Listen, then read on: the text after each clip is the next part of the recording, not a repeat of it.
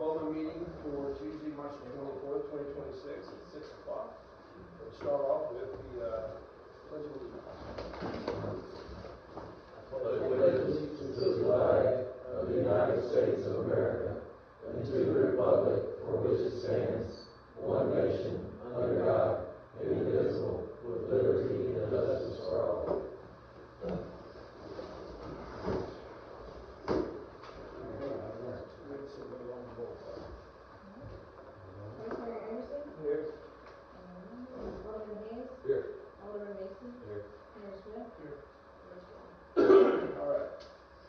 Item number 4 is approving the minutes from the February 24th, 2026 regular meeting.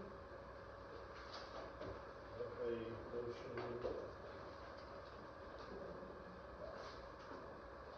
I'll make what we approve. I'll second. We have a second. Vice Mayor Anderson? Yes. Alderman Hayes? Yes. Alderman Mason? Yes. Mayor Smith? Yes. Item number 5 is public forum, which we have no one signed in. Is there anyone that did not sign in that would like to speak? Right. Moving on to old business, 6.1. In your packet is adopt the sprinkler requirements for single-family and duplex structures and major subdivisions. This is the second reading, public hearing ordinance 2025-024. We have a motion to open for discussion.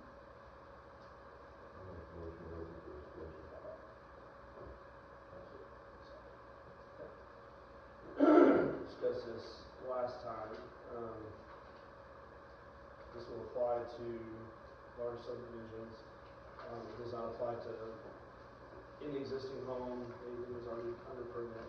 If you have a home on a farm, something like that, it's not going to apply to.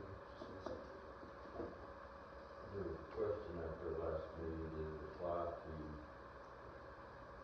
new building permits or new subdivisions? And I checked with Ricky and answered new subdivisions. So, doesn't matter if It's already, it's grandfathered because it's, That's grandfathered only for the current phase, right? no. Because they had already- Because they got the class.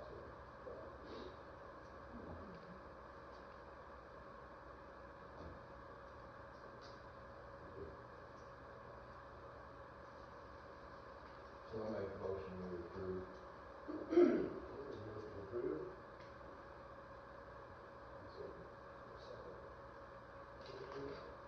Alderman Mason? Yes. Vice Mayor Anderson? Yes. Alderman Hayes? Yes. Mayor Smith? Yes. Item 6.2 is an ordinance to amend the ordinance 2024-020, Town of Cooper Town Personnel Policy Manual. It's the second reading and public hearing of ordinance 2026-001.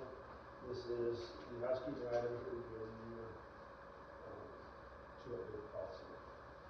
As far as the background, I'm going to do a delivery. I'll make a motion. Second.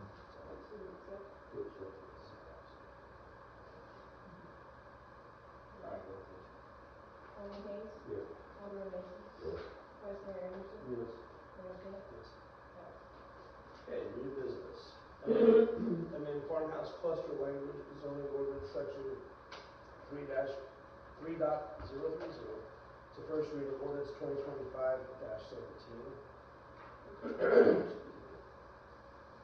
We have a motion to open for discussion. I'll make a motion to open for discussion.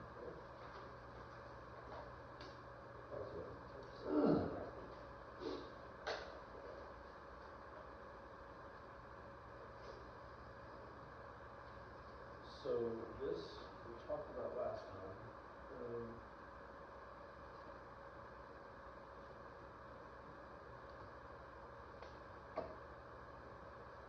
On the drive, why are we requiring 50 foot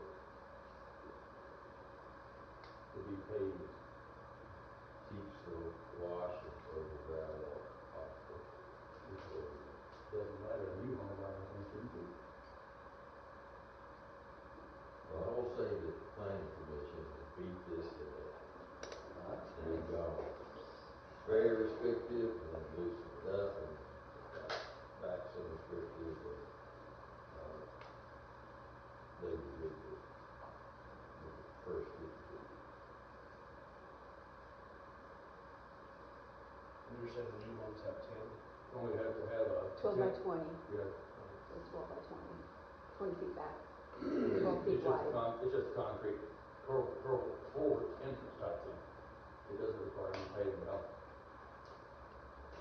Yeah, any new driveway has to have a 12 by 20 foot Yeah. So they can't pavement, have pavement concrete, or something.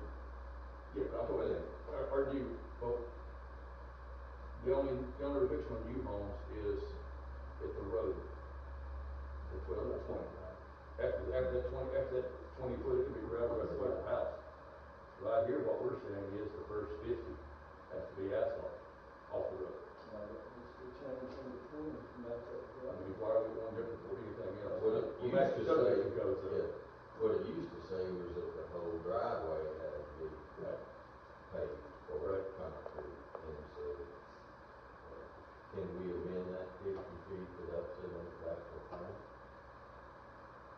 You can amend it, yes. It's your recommendation. So change it to 20 feet to match. And you've got, this is a farmhouse cluster, it's a family farmhouse cluster, right? Correct. All right, so, no parking along the access road. So, we're talking a farm. I'm bringing my tractor and I can't park along the access road. The road's 20 foot wide. You follow me? So you're saying you can park nothing on the access road? And the intent of that. On the driveway. On the driveway, yeah. Yeah, I think the intent of that was to be able to belong in the actual driveway to the house. Again, this is a private road. Not just driveway. Right, it's a private driveway, it's a private driveway. So I can do whatever I want on my driveway, so I can't park on the side of my driveway. That's how I'm looking at it. No, I follow it. If it's something that we as a town have something to do with, we can put restrictions on it. But if it's a private driveway, we can't restrict that. Was it also one of the logic, points of logic was that it would not block emergency vehicles? I understand, but we're talking private driveway.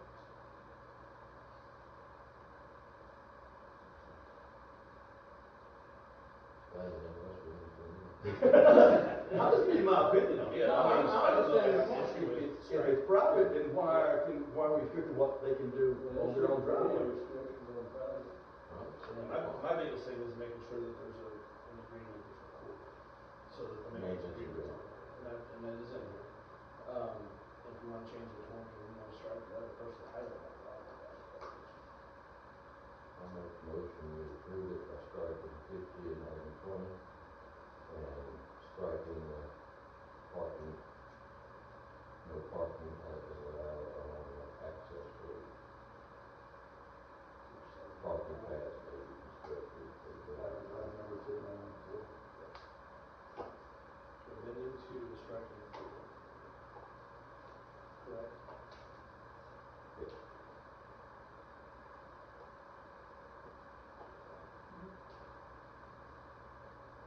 You good with that, Vicky? You're all good with that? Yes. Okay. Any other changes that, discussion regarding that? So we're gonna send it back down, we're gonna approve as. Put it as amended. I'll make a motion to approve as amended. Yeah. Already made. I'll second it. First and second? You know, it's talking about, what the park on the side of that, sort of goes back to the subdivision. We all got driveways, but yet they're all parking outside on the public road. Shouldn't that be enforced? We've got ordinances on that part, that's a subdivision, right, this, again, this is private. But That's what I'm saying. That's a different animal in terms of this discussion, but you're right. Well, I mean, if y'all came up with that, then the planning commission could, everyone park on their own private driveway, just like there's one. I think that was not added, that wasn't the planning committee that added it. That wasn't county's already got a, I've already got a cluster ordinance. We just amended it to make it more amicable to a farmer to be able The to. biggest goal is to get rid of all the paving. Yeah. That was the intent, and get a maintenance agreement. Honestly, the rest, that was already in there, wasn't an intent to try to add it and get something put in there. It was just already there. Trying to do something for the farmer. The maintenance agreement's the biggest thing that we need to do. I think that's important. And the part that if they ever ask the town to accept the road, they have to bring it up to the current. Well, yes, Standard. yeah, they had, if they wanted to That's become part of the major subdivision. They have to bring the road up to the current standard, but we just adopted new standards for that.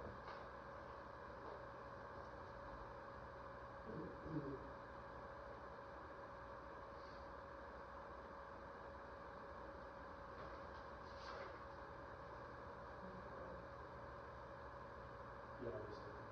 I got a quick question. Why do all driveways now have to have culverts on it? Because of drainage issues that we have in multiple roads right now. It's one way, that's what's gonna have to happen to save the roads that we have now, is we have inadequate drainage, and that's what's causing a lot of our road issues. So that's one step. I have seen where a guy put a culvert in that basically he just dug up the ground, put the culvert in. The water has nowhere to go on either side of the culvert. It's not a ditch though? No. We're working on identifying those areas and. Well, then that may be a whole separate conversation when there's a variance. If the standard is there's a culvert, there's a reason for a variance, that's a whole different conversation. Yeah, I mean, Yeah. there's several places that I get should it. not want. I think that if, Well, they should, because should we, and we're gonna have to, should we come down the road and put the ditches in, then it's gonna have to be done. And it's easier to do it on the front end than to come back and tell its homeowner, okay, now, you built this house, I'm gonna tear that asphalt driveway you got up and make you put a culvert in here. So it's easier on the front end as That may you're be, building the house. that may be 30 years down. let's focus back to this. Okay. Vice Mayor Anderson, Yes. Alderman Hayes, Yes. Alderman Mason, Yes. Mayor Smith. Alright, 7.2, budget amendment, fiscal year 2025-2026, first reading of ordinance 2026-005. This is amending the beginning fund balances from the audit on the front page. Sorry. Motion for discussion. Okay, we have a second. So, First page is amending the fund balances to tie back to the audit, and, when we discussed the audit, you can see the beginning fund balances increased, especially the general fund, which is good. Second page is some modifications to make some minor tweaks, and the biggest minor tweak on there is the 30,000 that came from the economic development board, for the signage, that's the hotel motel tax. So there's 30K to come into the revenue, and there's 30 that's been assigned to go out. It's a wash.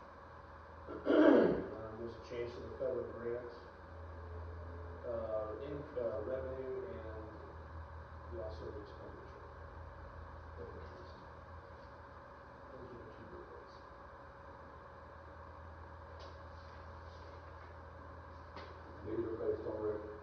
These are based on audit by the state. They recommended we make these changes. So the first page, that's out of the audit book. Right. The second page, that allows us to Right. use that money, yeah. Right. It's state comptroller's office. Recommended. As Well, soon the as y'all- audit- As soon as y'all pass it, I send it to the comptroller, they'll approve it. So when the audit report comes in, these are, the beginning is based on our budget, when we did the budget way back then. The amended is the final audit report, which, as you can see, the general fund went from 1.2 to 1.7. So that's an increase based on the final audit report, because we did better on the budget. And so this, basically, that report's gone to the comptroller's office. This has to be amended to return the tag. I'll make a motion to approve 2026-005. Okay, motion, second.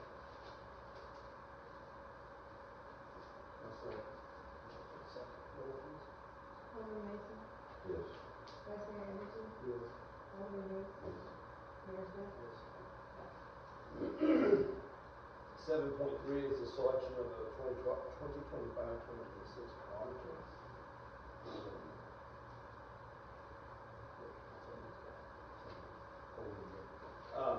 We've used this report for several years. We recommend we use them again in this year's audit as well. Anything you want to add to that? Just, you have to, is it a motion to do that? Let's take the vote. Vice Mayor Anderson, Yes. Alderman Hayes, Yes. Alderman Mason, Yes. Mayor Smith. Window 8.1 is the reports, bank balance report, financial summary.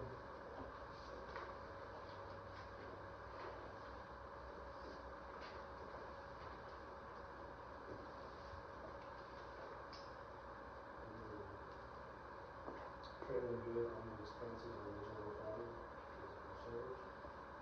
Revenues were ahead of where it should be this time of year as well. Property taxes come in about, this fiscal year, 27,000 that's unpaid currently. We had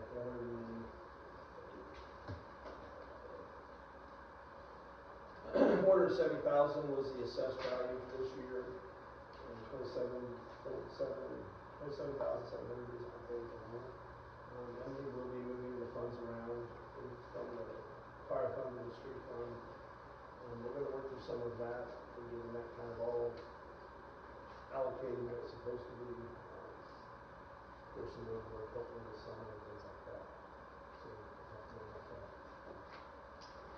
I'm assuming we take up 27,000 off the collection. It will be. There'll be letters that go out here soon. We'll probably put it on Facebook. Everybody's going on Facebook. Work has happened. That might get paid. So,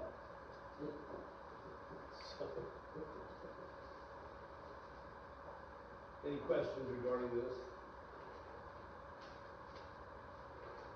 We are going to, and I'll talk about this later, but I do want to get a date set for a working session as we work through the budget. And then I'm going to be working on getting the budget draft together and things like that.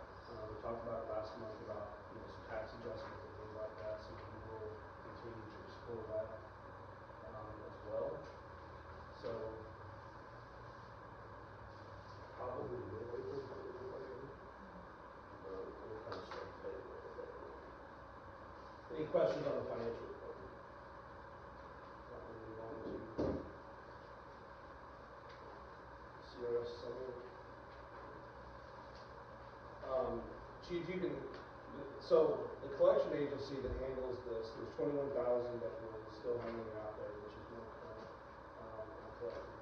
They have gone out of business. Capital Recovery Systems is closed. And so we are going to have to find another collection agency. I don't know if we got that ironed out yet.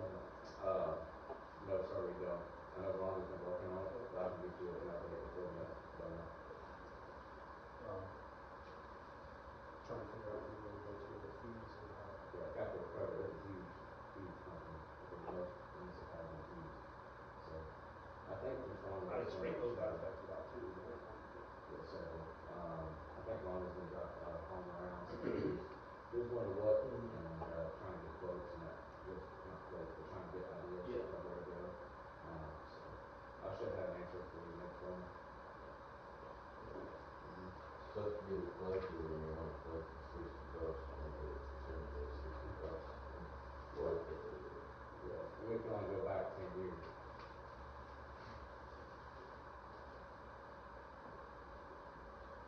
All right, moving on to 8.4, citation Transportation Location Report, Police Chief. You just want to go ahead and. Okay.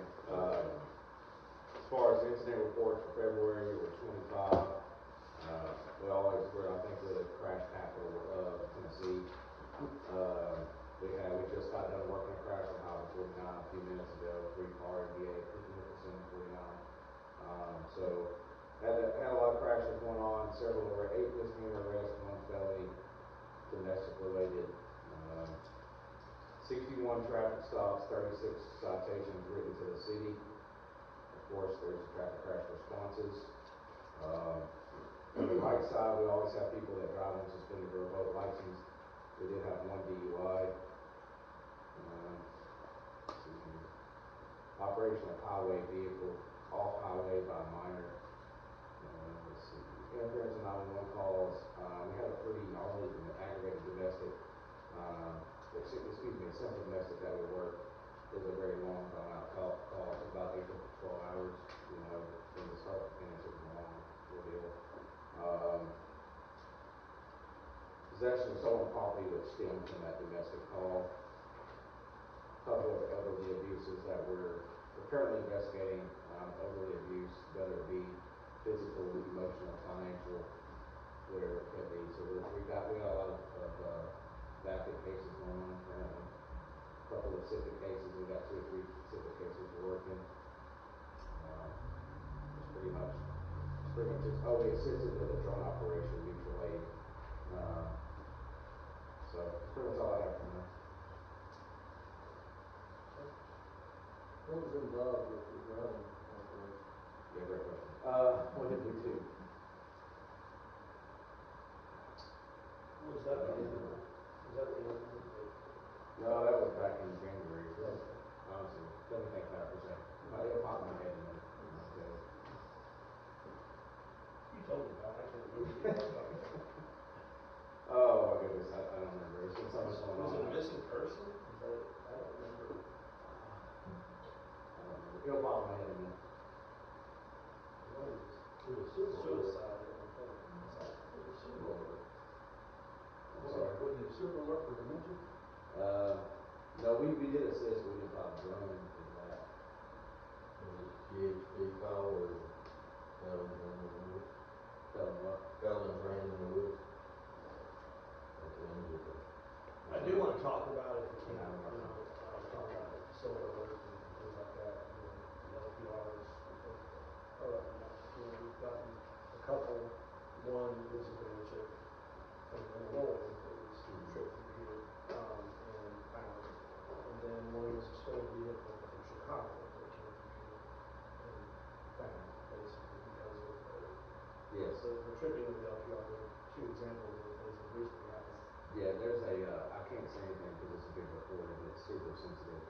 But there's a huge case right now involving us, Highway Patrol, possibly TBI, large-scale agencies that are investigating a pretty high crime event, and it stemmed from a block camera in the city. So, pretty high priority case. Can you make known what you can make known about the results of the flock cameras? Like the results we've had, The results that we've had in general in our yes, city. we have solved a harassment claim. We were able to track down a victim called in and said, hey, this person's harassing me. We were able to locate the vehicle, track the vehicle, find it, actually intercept him during the commission of the harassment. We have found multiple stolen vehicles. We have located, because what's cool about this system is we get to see all the other systems that are in this area of Middle Tennessee, not just what's in Coopertown. So yes, we have 4 cameras, but we really have a couple hundred cameras because we can utilize city to city. We can track, get a tracking history of where the suspect is, what they're doing. But for the most part, up to this point, we've caught some harassment, stolen vehicles. The case I can't really speak on right now, high priority case. And we have had a couple of instances where missing people have gone through, but it's about a 20-second delay, 20 to 30 seconds, depending on the day, and depending on where my officer is in the city, we may not intercept. We still get the notification, but by the time the officer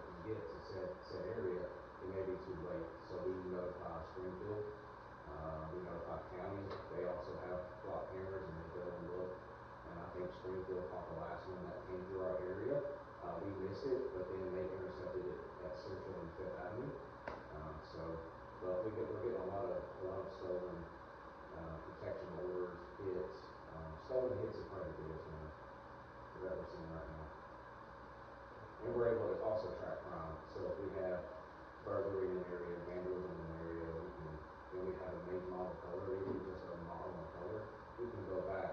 You know, if you call me today and say, hey, this Ford, this gray Ford is breaking into a house, I can go back and look at different gray Fords and start looking at tags and trying to piece the puzzle together just by the block system.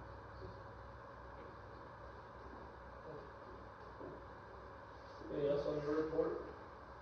No, sir, I'm trying to remember those drum lists. That's all right, it'll come to you. Yeah. I get it. You'll sit up in bed 2 o'clock in the morning. Yeah. Yeah. All right, 8.6 street department, John? Patch potholes, had a couple big expenses for tires for the tractor, and fuel. Hot box got repaired, so we are running hot mix out of the sprinkler now, so that goes really good. He says pothole repair, trying to fix, and then talk about all the damage.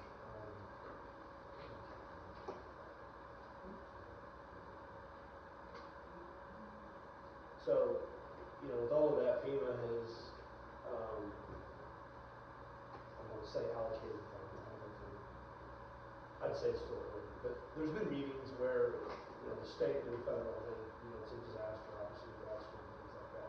So these guys have been working to try to put together, and get reimbursement from the feds through the state for pothole and road, things like that. I don't know how far that's gonna go because part of the conversation is what was the condition of the road prior to this condition of the road after.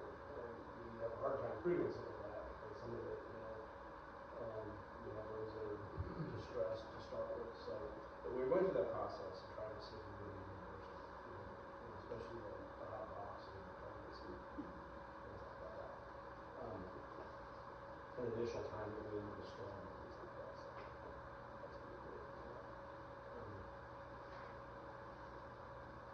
Anything else on your? We had a guardrail damage on Cooper Nicholson.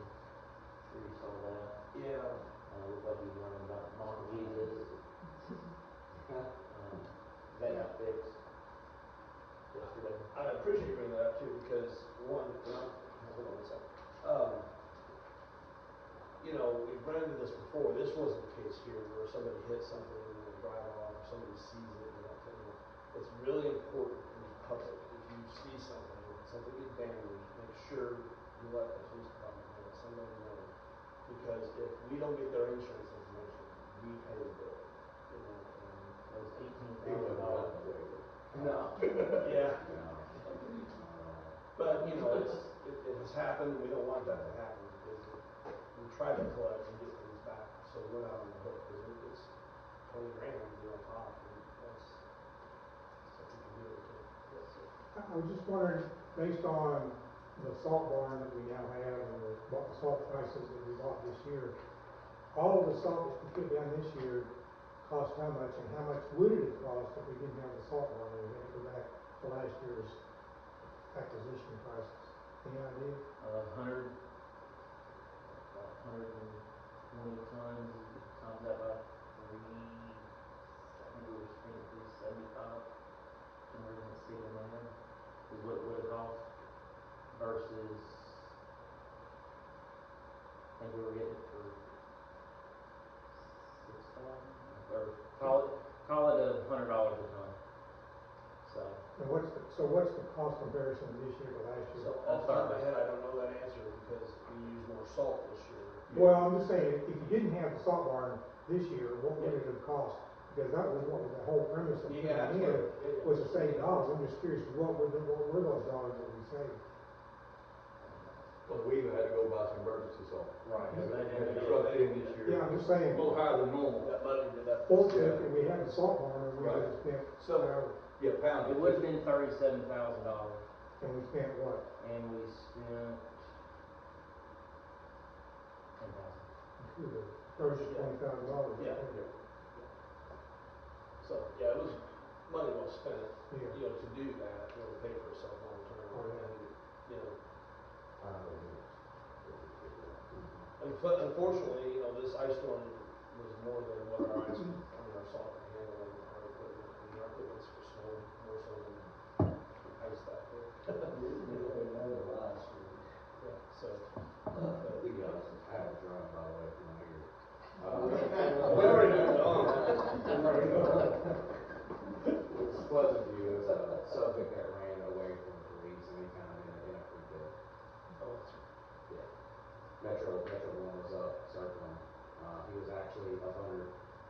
concrete beds have holes, and this dude was quite small gentleman, and he had like about halfway through the hole under the creek bed, and then we just started hearing screaming, and then literally screams of bloody murder, and we ran down to the creek bed, and there he was trying to climb out of the hole to get out. So that's what the drone was on. Thank you.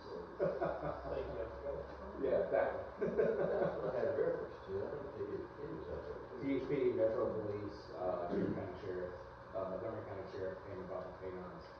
It was a multi-jurisdictional. Oh, and I wanna thank y'all for taking care of the intersection up there, for my wife's uncle, who was a 40-man-year police veteran, passed away. Yeah, absolutely. Had a real long, position with most every middle Tennessee law enforcement agency representative. Glad to be a part of that. Thank you. Absolutely. All right. Anything else, John? Fire department reports in here as well.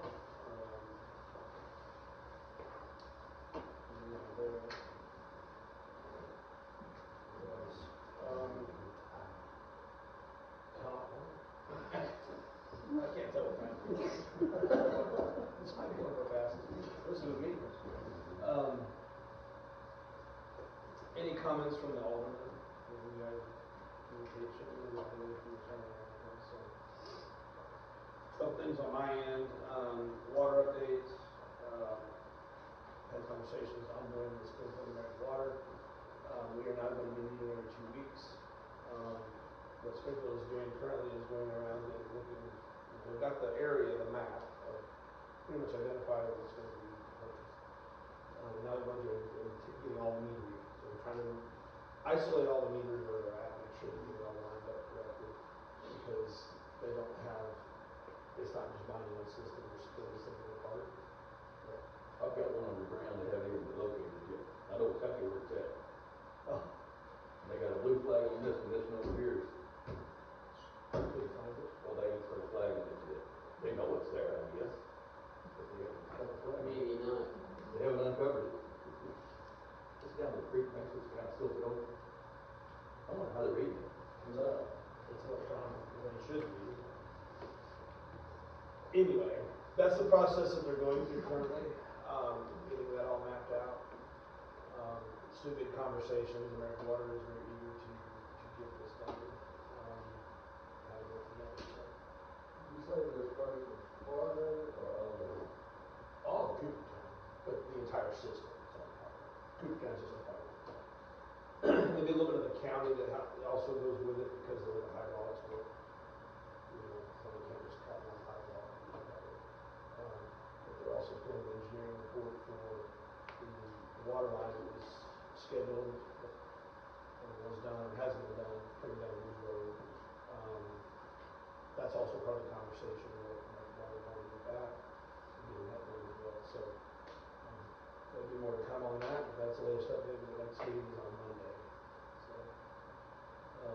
and then the last thing is budget. You guys want to, I can send a text, or we can pick a date now, and we can just check schedules later. But we'll get a date for the middle of April. That's it's kind of a good one.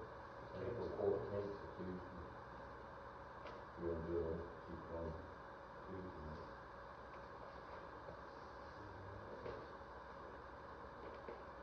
The next Tuesday's,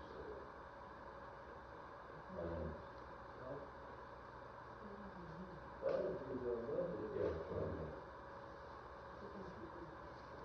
Yeah, the 21st. Everybody here?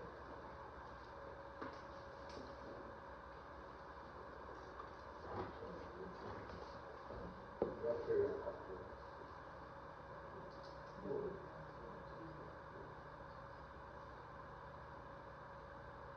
Tentatively for the 21st? April 21st. Is the clock okay? You want to do it earlier? I wish they would. 6 o'clock, about which time get here? 6 o'clock. I would like to make